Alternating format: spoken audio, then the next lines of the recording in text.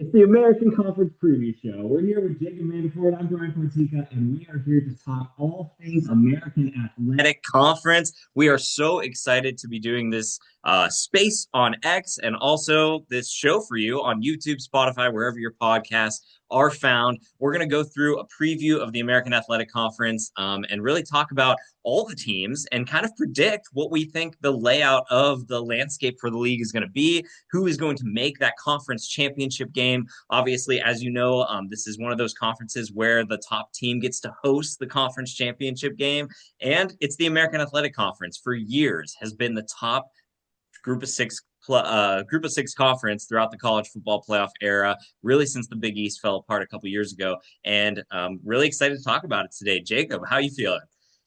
I'm pumped, ready to get after it, ready to do some conference previews. This is my favorite time of the year, just getting ready for college football to start in the fall. So I'm ready to get after it. Nice. I am too. Kind of just a little bit of like a history, if you will, of the American Athletic Conference, and we're going to be doing this for every conference. But really, after the Big East fell apart in around 2010, the mid 2000s, the American Athletic Conference formed, and it truly was the top Group of Five conference. I mean, especially when it had Cincinnati and Houston and UCF and a lot of those programs that are now in power conference leagues. Those programs really were looking for a home. UConn for a couple of years also was in the American, and it really was the top Group of Five conference. And there were plenty of years where it was even better than some of the power conferences. A couple of years where they were better than the ACC or better than the Pac-12. Obviously, Cincinnati made the playoff last year. Tulane made the playoff. There's been no Group of Five conferences, now Group of Six, that has had more wins over power conference teams. There's been no Group of Five conference that has produced more ranked teams in the college football playoff era. So it's just really exciting of a league to talk about. And it's the only Group of Six conference this year that has no turnover from last year. It's the exact same teams who were in it last season. Nobody left, no new additions. And obviously, as realignment continues to shape the sport, we're going to be talking about Memphis. We're going to be talking about South Florida, potentially Tulane. But for right now, everybody's staying put. So that's really exciting for the league, that continuity factor as we head into this major year for the sport. Um, Jacob, what's your view kind of before we get started on just the American as a whole?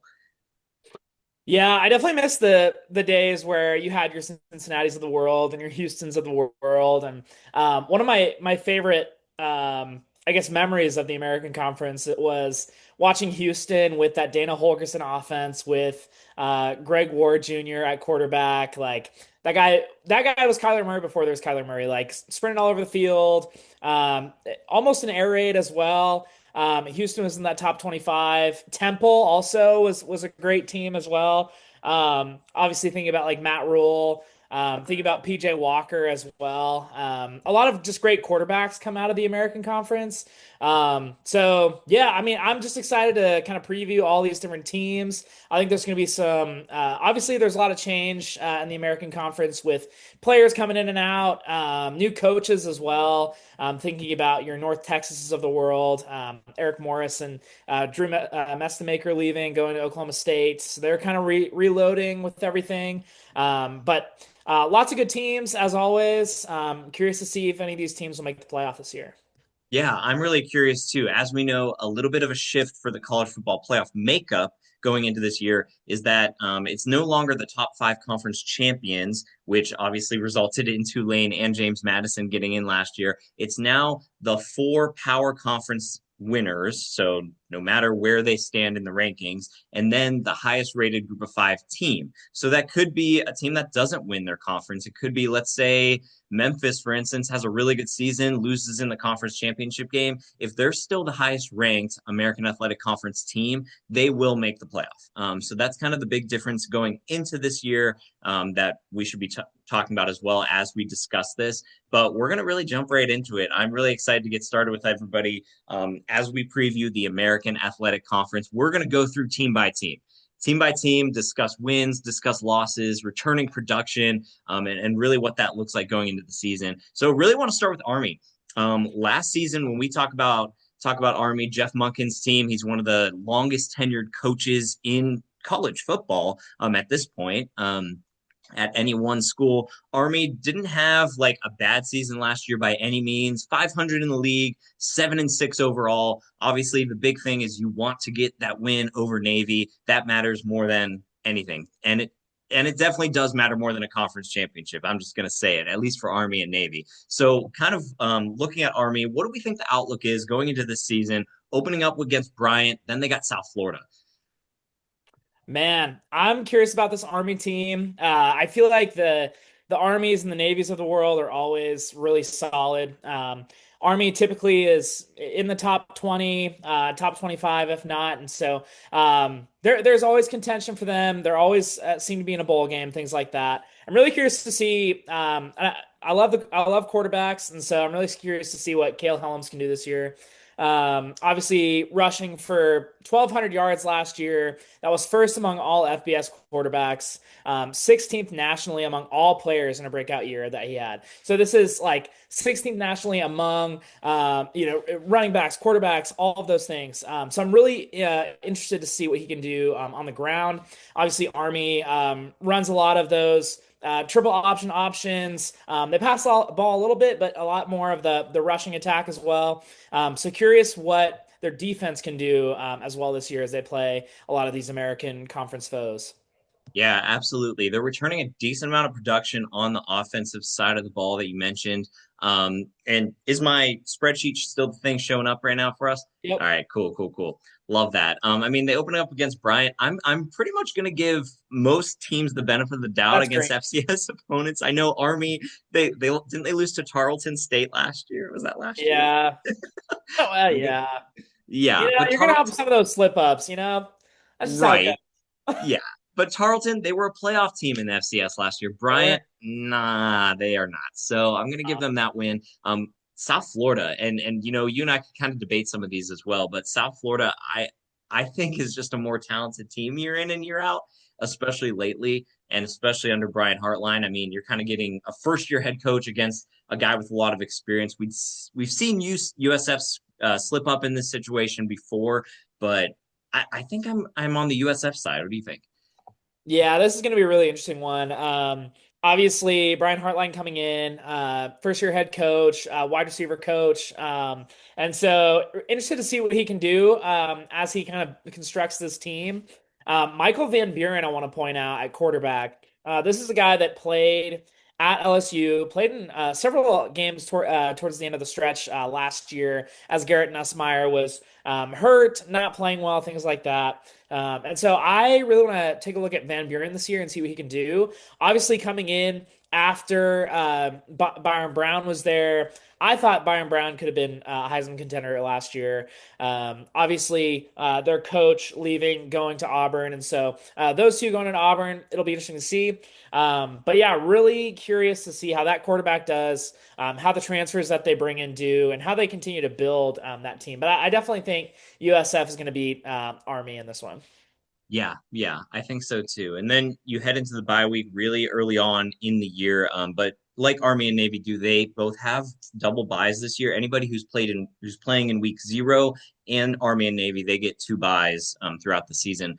Then you travel to Temple. Temple coming off a year that could have went a lot better for them. Um, I'm I'm kind of on the Army side of this one, but it's it's not as close as I thought it would be. Yeah, I'm definitely going to go with Army here. I think Temple definitely their head coach Casey Keeler is going to be on the outs here soon. I think we did a recent episode on some teams and coaches that are on the hot seat, and I had him on there. I just don't think Temple's going to do too much this year. I'm coming off a bad year again, so I definitely gonna pick Army in this one. Yeah, I'm gonna go with that as well. Then you head into at Louisiana Tech, another like winnable game, in my opinion. I mean, we're talking about an Army team that really could start off 3-1, which isn't abnormal for this program. But I'm kind of leaning on the Black Knights there too. Yeah, I got to go with Army too. And Louisiana Tech, isn't this their first year in the conference? Louisiana Tech, they're that's a non-conference game, so that is actually a Sun Belt game. Louisiana Oh, Tech left Conference USA and that's right. replaced Texas State in the Sun Belt. So That's kind of where Okay. they fall this upcoming year. Yep. Yeah. I gotta pick Army. I don't think Louisiana Tech is gonna gonna do much on this one. Yeah, I don't think so either. Yeah, and then we got Tulane hosting Tulane, last year's conference champion. We saw what they were able to do last year when they had Retzloff at the helm. Going into this year, kind of a lot of things to replace, I would say, not just on the offensive side of the ball, but the coaching as well. So, what is your view on this Tulane squad this season? You know, I don't know too much about this Tulane team. Obviously they're replacing a lot of production. Um, a lot of really great players that we talked about. And in previous years, you think about your Tyjae Spears. You think about I'm forgetting the quarterback's name during that year. But a lot of those great players. Now, obviously, within this past year, you lose your head coach John Summerall going to Florida. You lose your quarterback who was at BYU previously. They were in the playoff this past year. I think it's going to be a down year for Tulane. I think this is going to be a close game. But I think for this game, I might pick Tulane. It's middle of the year. It could be a slip up game for Army. I think Tulane will do well. I don't think they're going to get to the American Conference Championship this year, but I think they'll be Army mid-season here.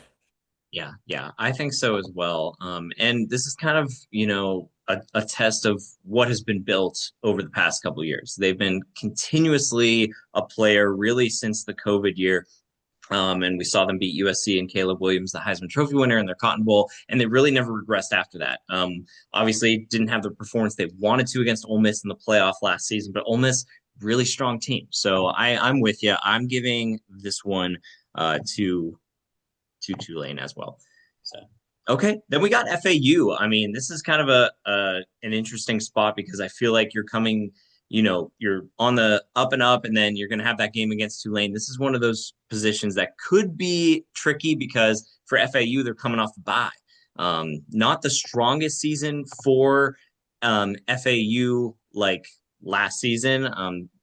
Just kind of even keel. I would say for their program, they finished 4-8. So we're going to see Hey, what that looks like for Zach Kitty going into this year. I mean, not a perennially strong program compared to Florida Atlantic, but or compared to Army. So I'm kind of on the fence on this one. I mean, I could go either way, really. yeah. I will say with Florida Atlantic, the returning quarterback, Caden Veltkamp, eighth in the nation with 3,600 passing yards. Crazy numbers there. They had an up-tempo offense. They had this slot receiver, Easton Messer, 1,000-yard slot receiver. Some of these other players coming in as well. Got some unproven transfers coming in. Tucker Holloway from Virginia Tech, Kelby Valson from Texas Tech. So you got some power for talent coming in, but it's just much to be seen still. So I think I'm going to pick Army in this one over FAU. Yeah, I think I'm going to go that route as well. And you kind of see, following along, like we're filling this out as we go. So, and then we travel to Tulsa. I think for me, this is an easy spot for Army, but could be a look ahead game because Memphis is tough and they are on the road as well the following week. And to go down Yeah. south twice in a row, even after a 2 game home stretch, like that's going to be tough. So that Tulsa game could be: are you walking in a little sleepy? You know, and looking at Tulsa from last year, they're another one, 4-8 last year. Not much to write home about. As far as like returning situations going for Tulsa, like not much going on at the quarterback position. Not a big fan of their running game last year. Like not one of the strongest rushing attacks that we've seen. So I'm kind of on the Army train as well, going back into this. Even though they could be a bowl team potentially. Yeah. Did Tulsa have an upset last year? Am I thinking a previous year? Oh man, Oh, did they yeah, beat Oklahoma State. they beat Oklahoma State. Yeah, yeah, yeah. Yeah, I don't know if they're gonna have many of those this year. I think Army's gonna beat Tulsa in this one. I do agree with you. It could be a look ahead game when they're looking at Memphis. Army could be ranked at this point. Um, And so we'll see what happens. But I think they'll go down to Tulsa. They'll whip them, and then they'll come back out to Memphis, and we'll see what happens next. Yeah, yeah. This is definitely a team for Tulsa that is going to be passing the ball a little bit more. I believe it's Baylor Haynes who's returning at quarterback. They did beat Army last year, so there's that. But I think both of us kind of on the Army train as of early on right now. Yeah. Okay, nice. Okay, then you travel to Memphis. Memphis is one of those interesting ones. An interesting QB battle going on over there in Western Tennessee. But this is one where I could see like whoever wins that battle is going to be at the helm of a pretty talented offense. Charles Huff, guy entering his first season, and I think that he's a pretty talented young coach as well, an up and comer replacing Silverfield, who left for Arkansas. He's just right down the road now. So this is a tough spot for Army. I think I'm on the Memphis train for this one. Yeah, I think Memphis continues their winning percentages in this conference. Over the years, they've just done super well. You think back to Mike Norvell, moving into Silverfield, like you said. They just continue to play in bowl games, win bowl games. I expect nothing less this year. A little bit of history on Charles Huff in this one. New coach coming in.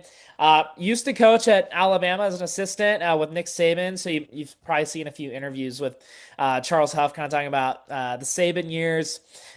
He did win the Sun Belt at Marshall in Mm-hmm. 2024. Only season at Southern Miss in 2025 this past season, brought them back from a 1-11 record in the previous year to 7-6. And he comes in with 53 transfers, including 17 from Southern Miss. So this is a total roster flip. He's bringing in his guys. We'll see what he can do with it. It's a new atmosphere, new environment. Obviously, you talked about the quarterback battle. You got Aaron Noland, who had stops at Ohio State, had a stop at South Carolina. Now he's at Yeah. Memphis. You got your D2 star and Marcus Stokes coming in. You got a good offensive line coming in as well. I want to point out Parker Mitchell as a good guard coming in there. And then you got some good running backs as well. You think about Dallin Hayden. Some folks might remember him from Yeah. Colorado. Ohio State, some good wide receivers. So I don't think Memphis has much to sneeze at this year, and I think they're going to be pretty solid. So I got to take Memphis over Army, and I think this will be Army's third loss on the year. Yeah, absolutely. And Memphis for sure is one of those teams in the American, one of the co-favorites going in, depending on where you're looking, to win the league overall, potentially make a run at that college football playoff spot. They have a very interesting schedule. I'm really excited to get to Memphis in this show for sure. But then we go to Air Force. This is a game at home for Army. Three straight wins for Black Knights over Air Force in this Commander-in-Chief's Trophy battle.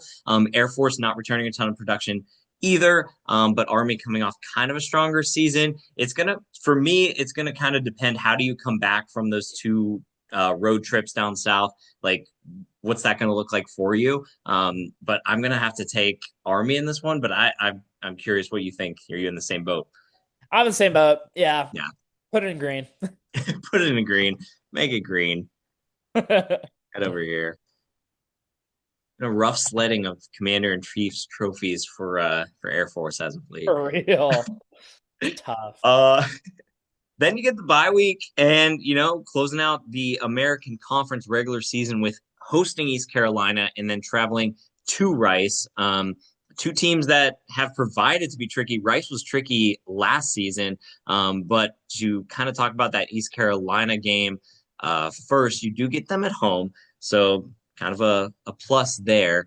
And I think that they're also one of those teams that could be very interesting because Blake Harrell's entering his second season.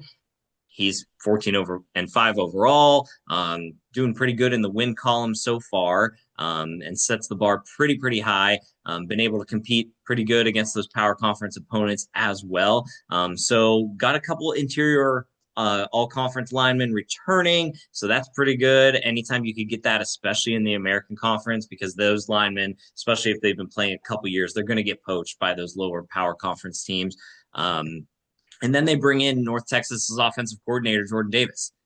So I think that that is absolutely a recipe for success. East Carolina, one of those teams that I'm kind of high on going into this year.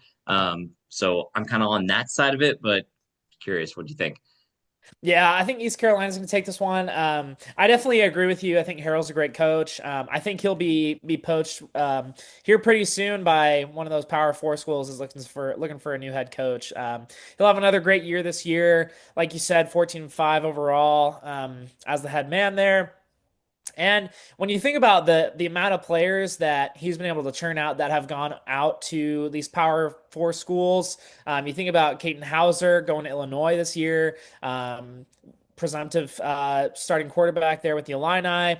You got three all conference linemen there, two offense, one defense that came out of there, and then your safety Jamarly Riddle goes to a big time school in Georgia in the SEC. So if that shows you anything, it shows that Harold knows how to find these players, how to develop these players. I think this year it's going to be the same thing. He's going to continue to develop these players, and they'll definitely be Army in this one. Okay, yeah. And then the last one, traveling down to Texas again. It's kind of a brutal road schedule, really, when you think about it for Army. But they traveled down to Rice, and Rice was a little tricky last year. They did go bowling, even though they only had 5 wins. They finished with that rare 5-8 record. So they have that going for them. Going into this year, they return a couple running backs. Rice does from an offense that coming from Davidson. This is one that Scott Abel he wanted to really integrate into Rice because he thought that, hey, I think in order to win the American, we don't need to necessarily have this high powered passing offense. Maybe we could just kind of run the ball. Didn't really get to see it as much last year, but anytime you have returning running backs, especially like that, like you could easily make things happen. So this is going to be kind of one of those battles that's going to be one between the trenches for sure. I don't really, I don't, obviously we're predicting games in November. So I don't really have a strong read on what that might look like, but it could be flippy. It basically means, do I think that Army is going to be an 8 or 9 win team this year? I don't know. Yeah. I think Army's going to win this one. I think Rice is barely going to be in the hunt for a bowl game, so I got Army. Oh, okay, okay. I'm curious for you to expand more upon that thought. Nice. Okay, and then we get to the coveted Army Navy game. We could kind of wait on that if we want to, but it's one that we look forward to every single year in that standalone window. Or we can move on to Charlotte and kind of get back to it. What do you think? Um, we can pick it now. Okay, gotcha, gotcha. Over the past couple years, who do you think has the advantage over the past 10 years? Kind of a little trivia question. I'll say Navy. Okay, gotcha. Let's see what this says.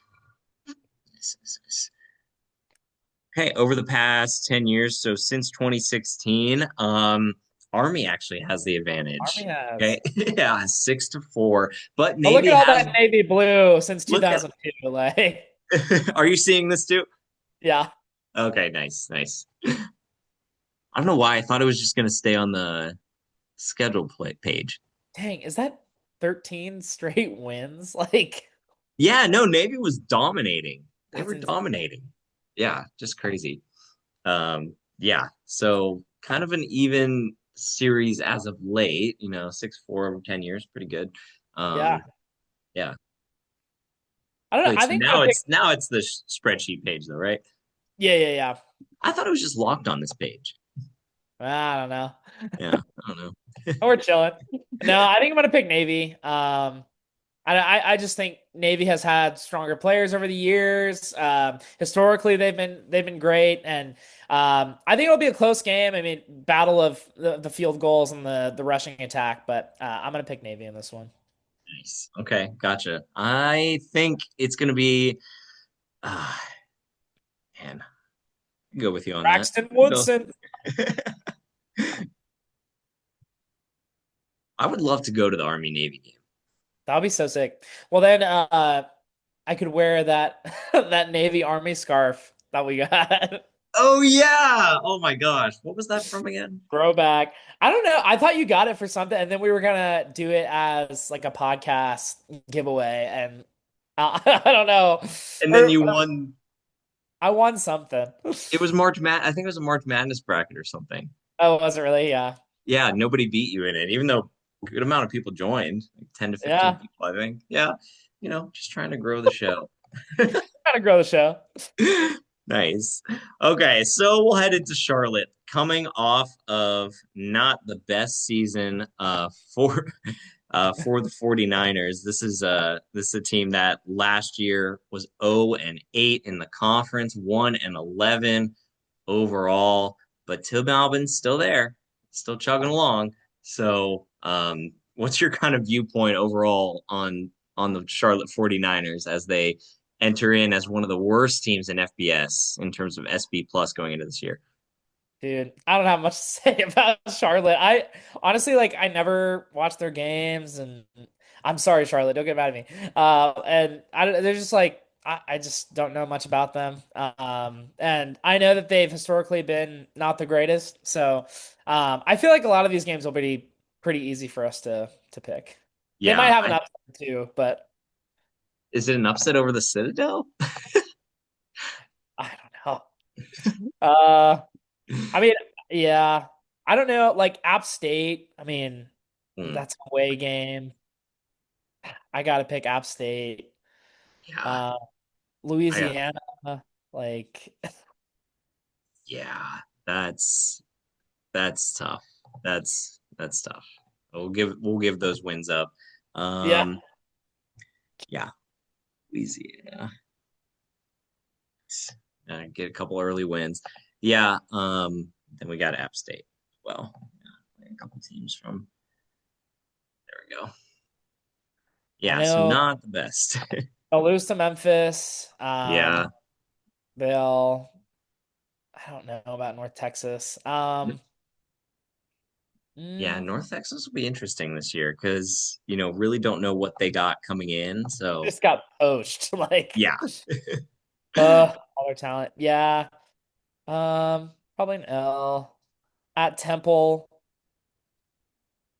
Dude, honestly, I feel like the only wins that they could conceivably get would be either Tulsa or and or like UAB, and those are away games. Like I don't know, it's kind of I sad. know, like kind of their home schedule's kind of brutal. Like Yeah. Memphis, Tulane, ECU, Navy, all at home.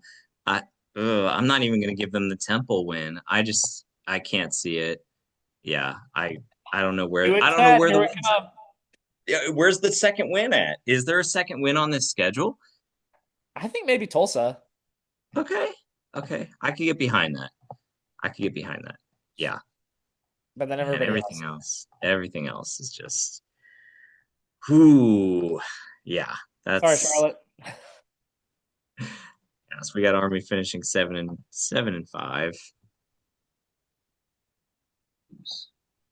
Ugh, On July 5th. not July On 5th. Excel. There's probably a way to fix that Oh, Excel. function. Y'all get to see Brian's Excel wizardry. It's not much of a wizardry. I don't think I have it. True. Uh, no, just make it. Oh boy, 7 wins. 7 wins. 7 wins. Why do they make it so difficult? That's what I'm saying. Yeah, so we think another 2-win season, Yep. and oof, I mean, as far as hot seat rankings go, I don't know if we talked about Charlotte the other day, but I don't think so. that's a I'm gonna tough see place that to list win. again.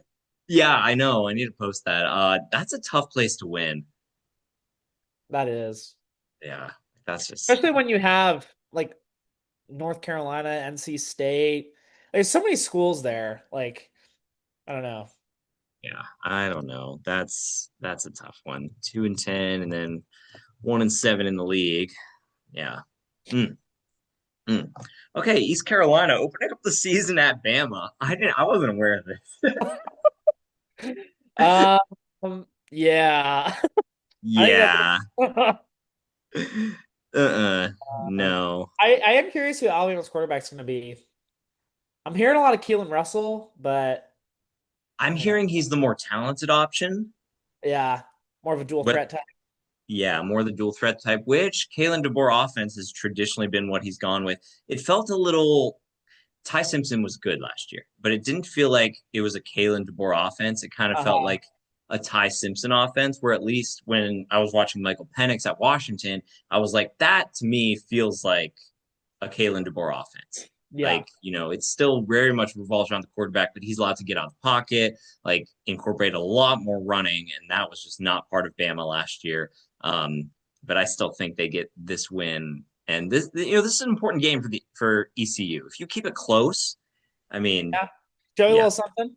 yeah, show something, right? Show me something. Um, show me something. I think they're going to win against App too. I mean, that's a little Yeah. in-state rivalry. That's pretty fun. Yeah. Go ahead and Yeah. give them Old Dominion too while you're at it. Yeah, I gotta give him an Old Dominion and NC NC Central. You gotta give him. Central. Oh, Uh, dude, I don't know. Wait, okay. Tell me why you like Rice again. why I like Rice? I mean, they're Yeah. returning three of their top four rushers, Okay. and the offense that they were trying to incorporate last year. It didn't come to fruition, but it's heavy rushing attack. Is Like Ja'Cory Brown a new quarterback, or has he been around for a bit there? he hasn't been around for a bit there. I think he was at UCF. Okay, yeah. Yeah. Um, Interesting. so let me give these losses up. Dominion, App State. Yeah. Yeah, so that one's interesting. But I mean, I don't think that they're going to beat ECU on the road though. Like, No. yeah, I don't have that. Um, UAB. No. this one could decide the league. It could. It could. I'm Um, oof. honestly, okay, I think East Carolina loses to Memphis. I think um I think they'll beat Temple, they'll lose to USF, they'll beat FAU. I think that's what I'm gonna say. They beat Temple and they lose to USF at home. That one, I think. I think ah, that one's interesting. That could be tricky. a And then they beat sneaky upset FAU. towards the end. Sneaky upset towards the end. So they at East Carolina take home. South Florida takes home a win. Uh, okay. Hey, not too bad. Finishing 9-3 and That's six and solid. two in the league. Like that could be making it to the conference championship game, maybe not hosting though. Yeah. Yeah, I'm kind of with you on that. I'm so excited to post these because we get such mixed reactions. Yeah. People are like, what the heck?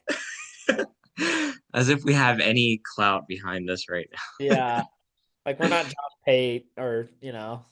No, we're not not yet. we're not on three. But if we get more viewership, we're talking to you, Yeah. listeners slash viewers on YouTube.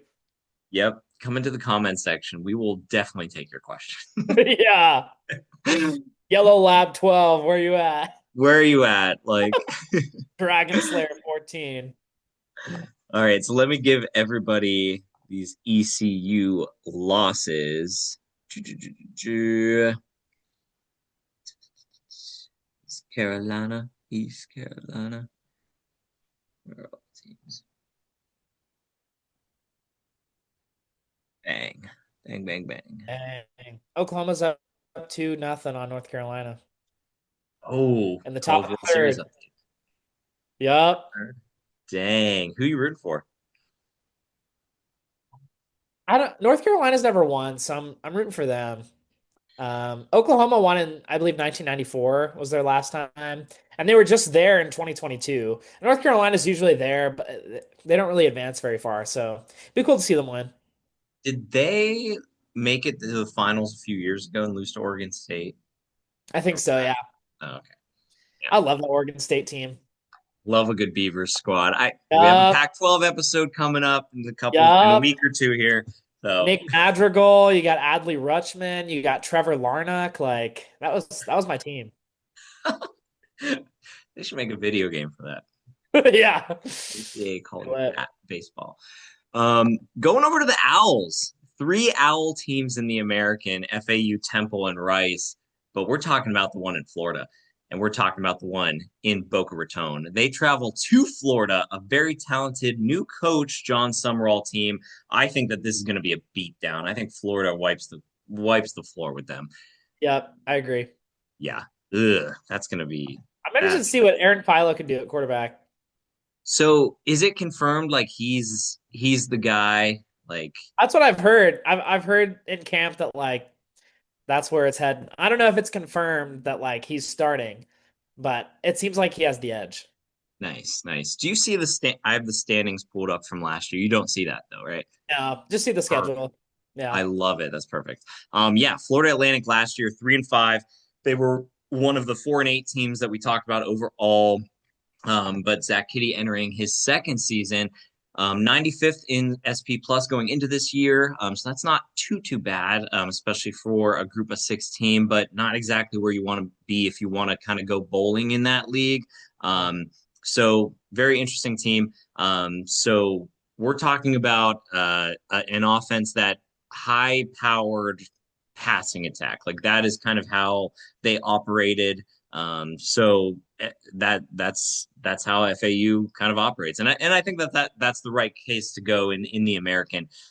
Defense was okay in 2025, but there were definitely some games where they let up a little bit. They returned some guys who had some good tackles for losses. Linebacker Nate Fisher, corner Ashton Ware, he defended a lot of passes at Ferris State, and we know Ferris State to be a team that just puts out transfers who could end up making a big impact on the next level. So there are a couple, good additions coming in. I'm not exactly sure if I think they're going to be flirting with bowling. I think they're going to be better Yeah. than they were last year, but I'm not sure how much better. So I kind of have them in that like 4 to 6 win range. Yeah, they're definitely mid tier. Yeah. They're yeah. I would say because they were 4-8 this past year. I'd probably bank on five wins ish over Yeah. under. Yeah, yeah, it's somewhere in that range. But you do get a couple games right here, right after the Navy game that could fit right in. FIU was really miserable to watch last year. I did not have fun watching them. Yeah. Were they on your fantasy team? Yes, and that's one of the reasons. So let me give FAU that win, just because I hated the way FIU finished the season. It was so bad. Yeah. Yeah, so I got that. I got that. The Navy game. Ugh, I don't Oh, know. I can't give it to them. I can't. Yeah, oh, 7. Navy the win against Towson as well. Yeah. But at ULM, that's very winnable. Like, Yep, that's a green. yeah, and Texas Southern. Right. Yeah, yeah. Yeah. So if you go over Um, to CUSA and give them that, and we do have our CUSA episode coming out right after this as well. We got Louisiana Monroe. you're seeing it in real time, folks. You're seeing it in real time. What? Oh, you. Okay. Yep. And then then we got the Rice game. So this is kind of one of those games where I feel like winner goes bowling, loser doesn't. Yeah. Yeah, I feel like you're talking about two very different offenses. I'm gonna just have to give the edge to the home team here. Yeah, I I, agree. I don't know. That one's tough. That one's just tough. Um, I think they lose to UTSA and USF, but then I think I don't know. Like I think they could win both of these games, North Texas and Tulsa, but I also think they could lose both. I don't know. It's really up for debate. What do you think? I mean, yeah, North it definitely Texas? is. I think they They're beat Tulsa. away, which is tough. Like they're not in sunny Boca Raton, so it's like, Yeah, I mean it. Well, we could talk about that with UTSA as well. Jeff Traylor's squad, they were very, very good at home, yeah, awful on the road. Like, and this is a home game for FAU. I do think FAU squeezes a win out of Tulsa. I'm yeah, not going to give them the North Texas one though. cool. Yeah. Nice. So we got that FAU, and then we got Tulsa falling there. Okay, heading into Memphis, one of our favorite teams going into this season. We talked about Charles Huff heading the realm there at one of the most prolific Group of Six programs going into this season. This is a team that I think offensively could really shock some people, and they have games that they could prove it. Like when we talk about the top Group of Six team that this year that could potentially still lose their conference championship game, this is one of them. I think they're Yeah. definitely a bowl team. I think they're definitely a contender in the American Athletic Conference. And I think that they absolutely have the quarterback battle to do it. We talked about Marcus Stokes. We talked about Air Nolan. Both of those guys coming in from much different atmospheres. Air Nolan, he knows Big Ten football. He knows SEC football. Marcus Stokes knows Division II football. And it's a very interesting battle. It's probably the most interesting QB battle in the country, but I trust whoever wins that battle to be able to do a good job. And you talked about Dallin Hayden, so I'm glad you mentioned him. He's had some really good rushing games in his career throughout college football. So I'm very excited for this team. I think that they, for me, are one of the favorites on the Group of Six level. Yeah, Yeah. I Uh, agree. Ready for some Charles Huff ball. I'm ready too. And I love their non conference schedule because we're going to get to know what this team is immediately. They play at UNLV, one of the absolute favorites in the Mountain West. And then they play at Boise State, who I believe is the favorite in the new look Pac 12. So we get an early dose of what the Memphis Tigers could look like early on.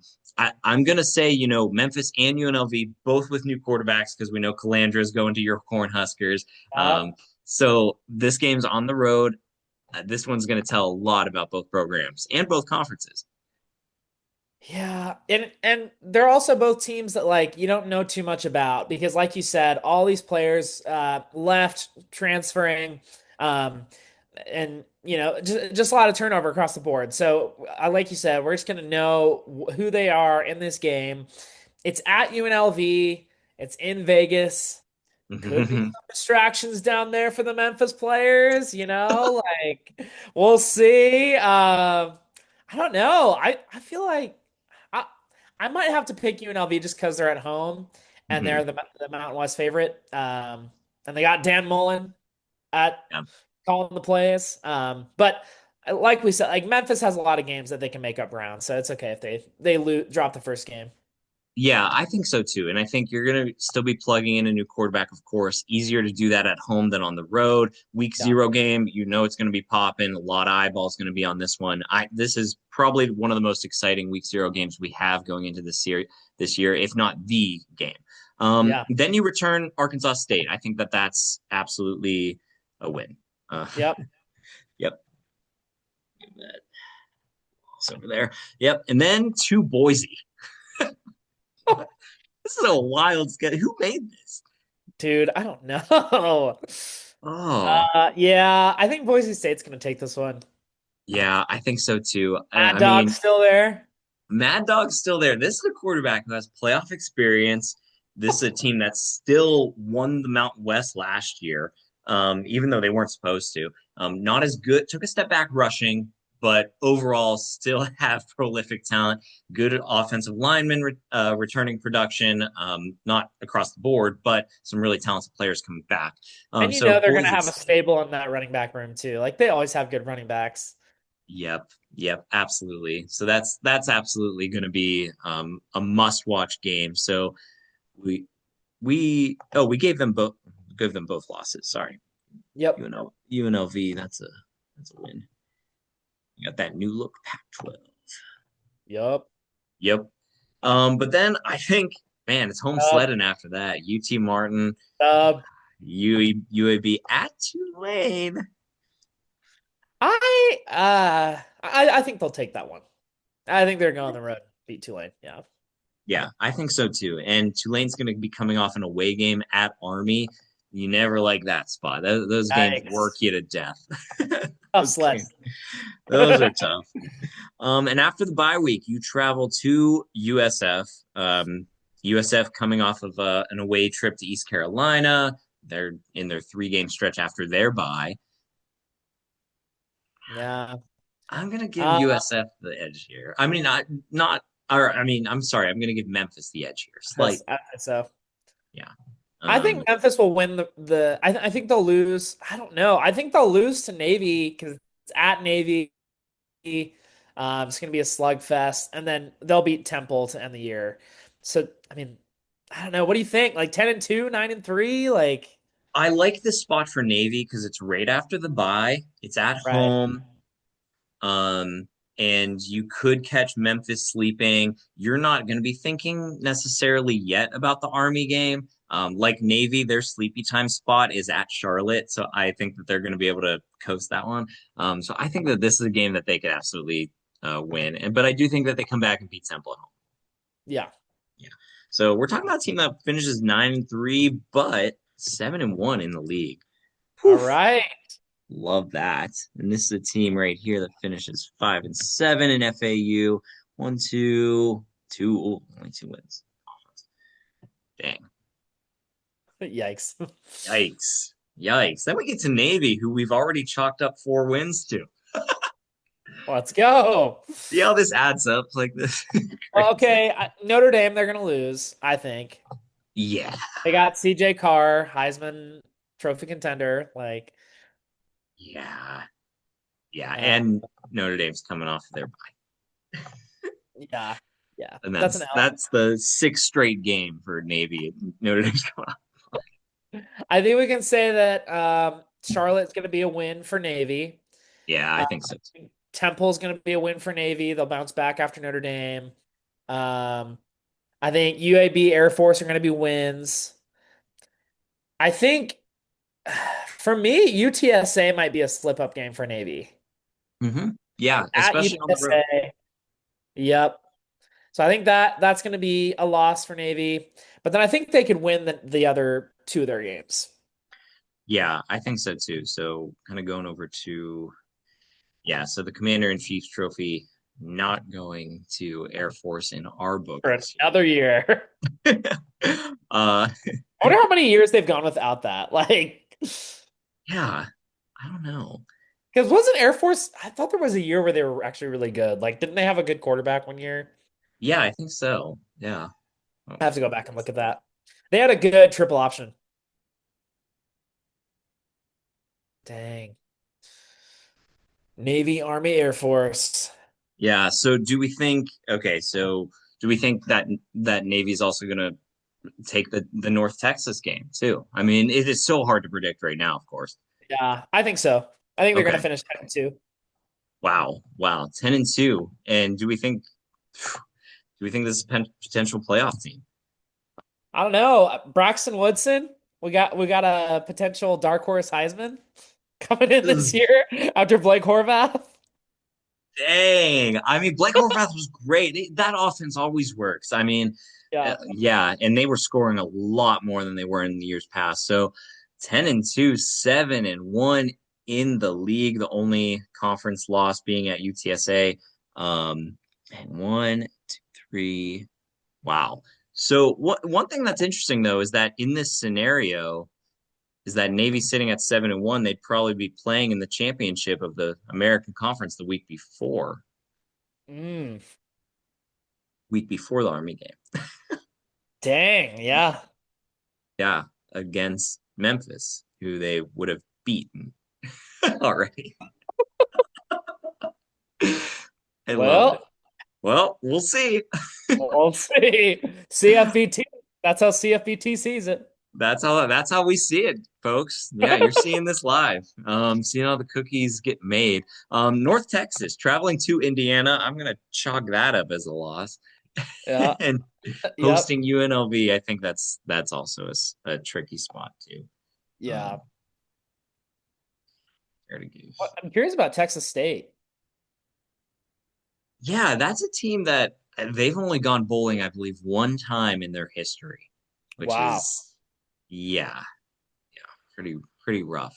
Which But they is still like this last year. what it was at because their bowl game was at SMU. Well, or at TCU? It was at TCU or SMU. I think it was the Armed Forces Bowl. Yeah. Oh, okay. It was the Armed Forces Bowl. So yeah, and they won it. So Yeah. there was that. Um, So getting that win there. Um, yeah, I don't I have no read on that. I think I'm gonna give North Texas the win. Hopefully, there's not that big of a drop off coming up. Um, but I'll say that they take that one. Yeah. Yeah. Um, I think the next couple games on the schedule should all be wins. Those three before the yeah, bye. I think so too. Yeah, Tulsa, Charlotte. Hmm. And then I think UTSA and Tulane, I think they will lose, but I think they'll beat Rice and UAB. I see Curious it that your way thoughts. too. Those are both on Okay. the road. They're both back to back, and yeah, so that one seems pretty easy for Yeah. me. Yeah. Rice. E.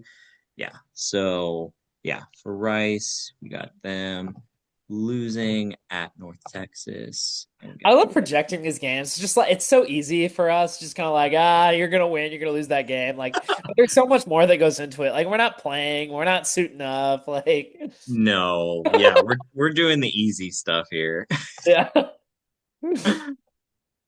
And North Texas, then Tulane beating North Texas in a little rematch of the American Athletic Conference championship game. Okay, so we're through half the league. Yeah, so that means six, three plus four, yeah, 7-5 season. One, two, three, four, five. Yeah. Not a huge drop off for him. No, not really. 7-5, still bowling, but Yeah. overall, still pretty solid. Yeah. Okay, getting to Rice. I think we give them the Houston Christian win. Oh, Houston Yep. Christian. They play Rice and North Texas this year. Wow. Wow. Dang. HCU. And then I think they lose to Notre Dame. Yeah, yeah, yeah. I think Ugh, that's safe to say. I think so too. Yeah. And then, you get Western Michigan, the MAC champs at home. I think that this is a loss. Yeah. Yeah, I think this is just At Fresno State, honestly, I think that's a loss too. this. Yeah, at Fresno, it's a loss.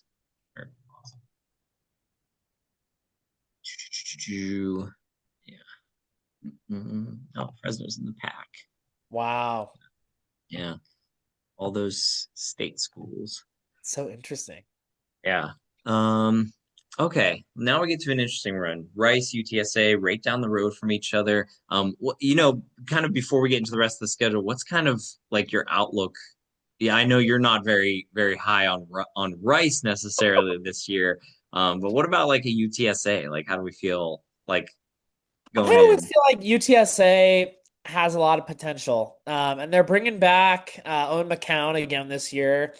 Quarterback, obviously everybody knows Josh McCown. And I feel like their skill players are always really good too. I mean, they had a good running back this past year. Do you remember his name? I can't think of it right now. Uh, Will Henderson the third is what I see. Is Okay. that Yeah. yeah, Yeah. Yeah. And then I just feel like their defense is always really solid. They've got some good edge rushers typically. Um, so yeah, and I think Traylor is one of those coaches where if he puts together a good season this year, I think he'll get hired away at another school. He's always in the coaching carousel cycle, it seems like. So that's my thought process on UTSA. I think they're one of the teams that can definitely knock on the door in this conference. for sure. Yeah, Jeff Traylor, as you mentioned, seventh season, 53-26 overall. So winning winning twice as much as he's losing. They're pretty much, going to be a similar offense than they were last year. You mentioned Owen McCown. I cannot believe he's still there.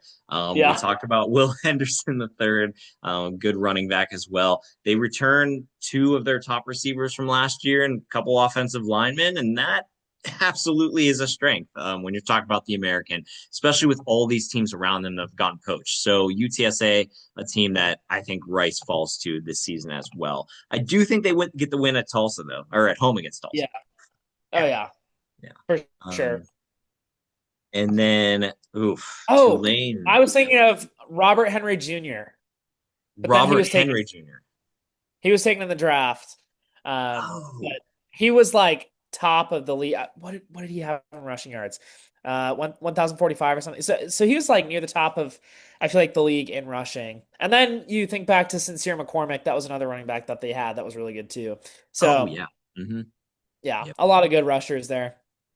Yep. Absolutely. So getting that win. Lane. Um, mm, I I think that's don't. an L. And then I think they lose at I think they win at Temple. Yeah, I think they could win at Temple. Phew, man, that would be a 3-9 season. Like, jeez, eek, eek. All right, Which I could, right. yeah, I could see it. I could see it. Yeah, it's a tough schedule. Like, Yeah. Army's tough. North Texas and Tulane are You're tough. playing Notre Dame on your second game? Yeah, That's Notre Dame. crazy You're playing work. the MAC champ. You're playing at Fresno, UTSA. This is a tough schedule. I think that they could be better than they were last year when they went Yeah. bowling as a 5-win team. But no, this is a They had two a and six cupcake in the league. schedule, that'd be good, but Yeah, that's a tough.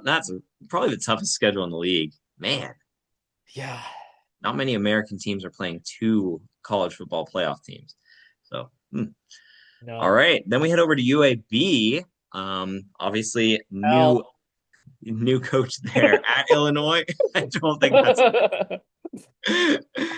Oh gosh, Aiden Hauser, former ECU Pirate. who's he? Is he? Where's he at now? He's their quarterback at Illinois.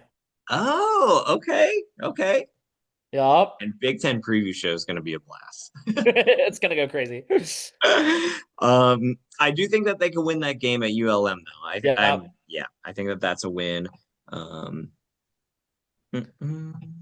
Remember when UAB was gonna didn't they get rid of their football team and then they brought it back? Yep. Dang. Yeah, that was pretty recent too. I know. Yeah. Oh gosh. Wow. Yeah, UAB going Louisiana. in. Yeah, UAB going into this year. I mean, obviously the Trent Dilfer experiment didn't work out as planned. I was really excited about that. I thought it would. Sometimes with these former players as coaches, it doesn't. I've seen it not work out more than I've seen it work out, Yeah. if that makes sense. Big Browns guy over here. Big who guy? Browns guy. Oh yeah. Oh yeah. Because Trent played for them, didn't he? Dude, everybody's played for Cleveland. Every quarterback that you could think of has played for Cleveland. Hell yeah. Yeah. Ugh, just Dog crazy. pound. Yeah. The UAB enters the season with only a 13% chance of getting 6+ wins. Yikes. Well, I think that's going to be true with the way we see it too. Oh gosh, I think they lose at Louisiana. Yeah, they'll beat Samford though. Oh yeah, they'll beat Stanford. Well, okay. Yeah. And then they'll lose at USF. Yeah, Charlotte. Charlotte. I think we had them losing Okay, yeah. that one. Yeah. Or yeah, we had UAB winning that one. Yep. Charlotte losing. Then we get to the Temple game at Temple. I mean, I think they could win. And then UTSA is a loss. yeah, I think yeah, and that's a loss right there. Yep, so Yeah. UTSA with a win on the road at UAB. Yeah, okay, so 4-win season, like a little bit to build off of, but only 2 wins in the conference. Yeah. Mm. Then we get to South Florida. Brian Hartline's first year at the helm, He's coming gonna over have a from solid year. Clemson. He's gonna have a good year. I think so too. I mean, they have a 93% chance to reach 6+ wins. That's kind of nuts. Yeah. Yeah. Not a ton of returning production on the defensive side, but they do return the 59th most on the offensive side of the ball, which in the Americans not too bad, especially when you're talking about some new coaches and some new systems that they're going to be integrating. What's your outlook on South Florida this year? Well, I talked a little bit about the transfers that they're bringing in, with Michael Van Buren coming from LSU, quarterback. I think he'll be solid. Um, yeah, I don't. I think they'll just have some good players coming in. Offensive line looks good. They're bringing in a running back from Dartmouth, which will be interesting. Got a running back from Oregon State. So some of these mid majors, they've got a receiver from Virginia Tech, Cameron Seldon, Kenny Odom from UTEP. So, uh, some decent players. Looks like they're really stacking up on offensive line to protect their quarterback. Yep. Uh, so yeah, I mean, we'll see what happens. I'm sure their wide receivers are going to be great since he's an awesome wide receiver coach. So I have a good outlook on USF. I think looking at their schedule now, I think the only games that they're going to lose are UTSA. Well, I don't know about UTSA either, but I think Tulane and UTSA are the only games that they could lose. And there could be a slip up somewhere, but FIU, that's a win. Delaware State win, at Bowling Green win, Temple win, Kent State. Like, I don't really see any issues in the schedule for them. Yeah, the schedule really, really checks out for someone coming into their first season. And like you said, USF can entirely new cast of characters. I gotta say, with how many FCS guys they brought in to fill key positions, and how many backup players. You got Michael Van Buren probably being the quarterback pick there. Um, Uh, he showed some promise throughout his young career. So we'll see what he's able to pull out of Van Buren in South Florida. So I'm kind of curious on how this team's going to play out. Like you said, they're going to be talented at wide receiver no matter what because they're going to be able to be developed by a really strong coach. And we've seen Hartline in the past. He's been able to kind of pull the talent out of people at a really young stage in their careers. So I think that that's all going to be present for them. And like you said, I think that man, I don't see them losing a ton before their bye week in week 8. yeah, Like, and I think that those are all wins. I'm not sure about at UTSA though. I think that that could not be a sure. slip. Yeah, Yeah, I think that could easily be tough. But yeah, like Mac, yeah, winning a couple Mac games against not the best Mac schools. Those are weird games too. USF scheduled 2 Mac teams in like kind of like the middle of the season. Like, it's kind of odd. yeah, Yeah. Hmm. it's so weird. That's weird. Yeah, falling to Temple. Yeah. Okay, great. Um, we got Sunbelt. No. So we have FIU starting 0-2 against in-state group of 5 programs. And then Yeah, okay. And then we get to the last game of the year, USF against Tulane at home. I'll give USF the edge here. yeah, Yeah. I think so. Yeah, I think so. Okay, so this is a 10-win team in year 1. Holy crap! 6-2 in the conference. Whew. Ryan Hartline, Coach of the Year, year one. Coach of the year potentially year 1. Yeah. That's Conference Coach of the Year, I'd say. yeah, I think he easily could be. I mean, yeah. Who else we got? Or Charles Huff, maybe, based on our Yeah, projection. Yeah. Um, okay. In USF and Memphis, we had Memphis kind of winning that game. Yeah, that'll be a big game later in the year. That'll be a really big game because you're talking about probably 2 teams that could be ranked at that point. yeah. Yeah. Okay, Temple. I think that they're gonna lose to Penn State at home. Yeah, I'd say so. Yeah, I think they also lose to Temple. That Penn State going to Temple, I know it's an NFL stadium, but like, oh my gosh, that's just gonna be, it's gonna be brutal. Yeah. Oh, Yeah, that's gonna be all Penn State fans. yeah, it is. Yeah, Happy Valley 2.0, Happy Valley 2.0. part Yeah. two. Oh gosh, jeez. Uh, Um, yeah, I don't really see Temple winning a lot of these games. UConn will yeah. be interesting because they got a new coach, Jason Candle, former Mhm. Toledo staff. I mean, we'll see. Like they lost a lot of production though. Um, Defense. I think Temple beats Charlotte. I think they, and then I think they lose to Memphis, and then Rice and UConn. I don't know. Yeah. Yeah. I think they still have questions at quarterback at Temple. Remember last year they started 5-3 and then just kind of lost out the rest of the way. Just didn't have a lot of defensive depth, like weren't able to really control the line of scrimmage in a lot of games. So this is just kind of a weird spot to be in. Like the American, as we're seeing, is really dictated so much by what your schedule looks like. I Yeah. do think that they could get that win against UConn at home, Yeah. though. Whew. And I Then think you got they'll, Charlotte. Charlotte? do we have that? Oh yeah. We Yeah, have, we had uh, yeah. yeah, we had Charlotte Nice. losing to like everybody. Yellow. Yeah, I think it's gonna be a good old 3-9 season for Temple. Yeah, these are rough.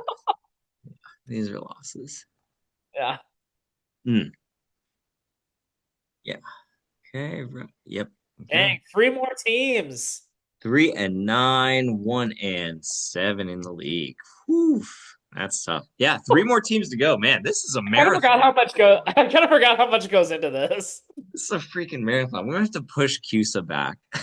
Yeah, we probably will. Okay, Push three them more back. teams. Push them back. Three more teams to close it All out right, so UTSA, we got a dub.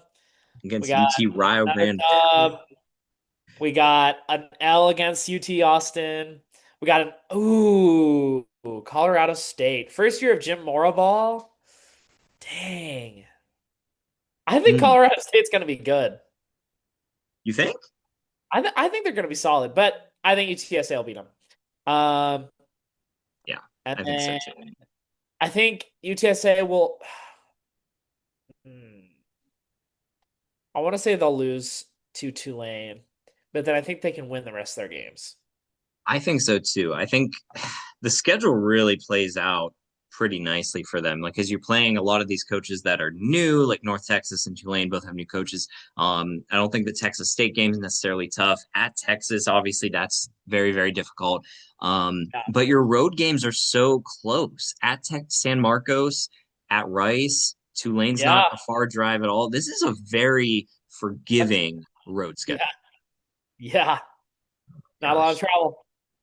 not a lot of travel at all. So yes, we think that they get the win against Rice, maybe falter against Tulane, and then think they win against Tulsa.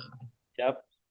Woo! We got another 10-2 team. Man, Dude, this conference is stacked. conference is stacked. My gosh. Wow. Okay. Jeez. Yes. Yep. Okay. Tulane at Duke. I think that's a loss. Yeah. Yeah. I Like, think at Kansas State too is also a loss. right. I know Tulane beat Duke last year, but different looking squads this time around. Yeah, different team. Yeah. Um, South okay. Alabama win. Yeah, that's a win. Kansas State loss. That's Southern a Miss, loss. I think, is a win for them. Yep. Mm-hmm. South Alabama and Southern Miss. Yep. Oof. Dang. Dang. We're gonna go into that pretty easily. Okay. Great. And then okay, so we think that they're gonna steal one though. We do Yep. have them stealing that game at or at home against UTSA. So we do have that at least. We have everybody beating up on Charlotte. I think For 49. Tulsa, yeah, I think Tulsa is also going to be a win. And then for Rice, we had that as well. Okay, so it's 8-4. Four. Not bad. One, two, yeah, Solid six, year. 6-2 in the league. Not bad at all. Okay, then we got Tulsa time, baby. Tulsa time. I think they fall to Oklahoma That's a lot. State. That is going to be a lot. That one, Oklahoma not State is going to be some firepower this year. Wyatt Young, Caleb Hawkins, Drew Mestamaker. So good. yeah, yeah. Kind of. I mean, kind of. What's your outlook on Tulsa going into this year? I mean, they're 4-8 last year under Trey Lamb. You know, Yeah, I mean, mostly. they beat Oklahoma State like we talked about. Um, I mean, do they have it like who's their quarterback? Baylor Hayes. Like, looks like he threw for 2,000 plus yards. Hmm, Uh, five of the seven offensive linemen return, and they're all 6'5". and over, which is going to be a huge line. Elijah Green, 5 interceptions. Hopefully he continues that for them at quarterback. But I mean, really, like their defense doesn't look like they are going to do too much. Offense doesn't have a lot of firepower, so I don't know. I think they're going to be lucky if they're going to be really living in it if they get to a bowl game. I don't think they're going to get that. I think they're going to have 4 wins, something like that. I think so too. I mean, and it's not necessarily going to be, a cause of like the defense because we saw last year in spurts they were able to kind of control teams like Army and Oregon State at times. Yeah, But I mean, when you have no offensive weapons like they do, that's going to be kind of tough. So yeah, Tulsa at Sam Houston, I think could be a win though. Um, yeah. yeah, so get that here. Uh, East Texas A&M, classic. I Classic. don't think they beat Arkansas. They'll beat good old Charlotte. They could probably beat Charlotte. Yeah, Yeah. yeah, we could probably get that win. Yep. Yeah, so we're talking, or did we? Oh, we gave Charlotte that win actually. Oh, snap. All right. Two Tulsa. Two win Tulsa. That's one of the toughest places to win, and we have them 0-8 in the league, finishing dead last alone 0-8. Wow. Didn't Eek. think anybody could be worse than Charlotte, but No, but somehow we got there. Somehow we yeah. got there.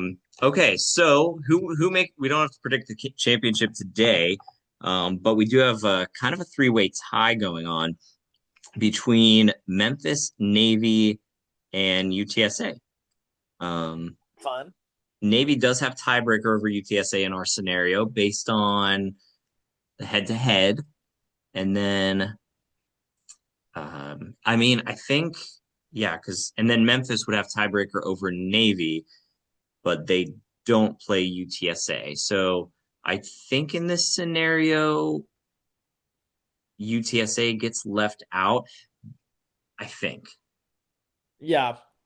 yeah, but I forget how it works when not all teams played each other because they all wouldn't have had to play each other. I think it goes to college football playoff rankings at that point, which is very hard to predict because we basically got to see how Navy performs against Notre Dame. Like, do they get slaughtered? Like Texas against UTSA, like is that a beatdown? Memphis against UNLV and Boise, are those wins? Like, if those are wins and you only lose to Navy and suddenly you have wins over two top teams in the Mountain West or the Pac-12, like suddenly you get to a point where you absolutely could be ranked higher than everybody else, even with that loss to Navy.